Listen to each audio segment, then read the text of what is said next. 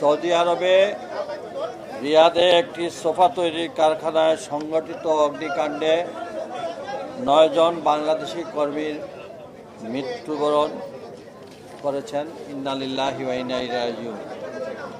আমরা সরকারের পক্ষ থেকে এই 9 জন আমাদের যে ডেড বডি তাদেরকে আমরা দেশে নিয়ে আসছি। এখন আমরা তাদের আত্মীয় স্বজনের কাছে আমরা পৌঁছে দেব এবং তাদের বাড়ি পর্যন্ত পৌঁছানোর জন্য সরকারের পক্ষ থেকে আমরা অ্যাম্বুলেন্স এবং তাদের দাফন কাফনের জন্য আর্থিক সহযোগিতা দেওয়া হবে এবং একই সাথে তাদের কিছু ওয়ারিশানদের তালিকা এখনও আমরা পাই নাই। ওয়ারিশানদের তালিকা পেলেই আমাদের আর্থিক যে সহযোগিতা সেটা তাদের সেই ওয়ারিশানদের হাতেই আমরা তুলে দেব ইনশাআল্লাহ।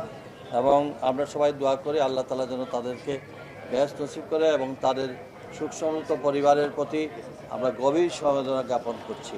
আল্লাহ যেন তাদের পরিবারের সকল সদস্যদেরকে ধৈর্য ধরার তৌফিক দান করে।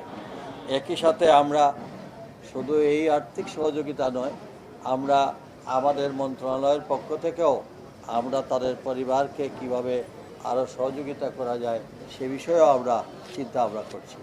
আল্লাহ আমাদের সহায়ক।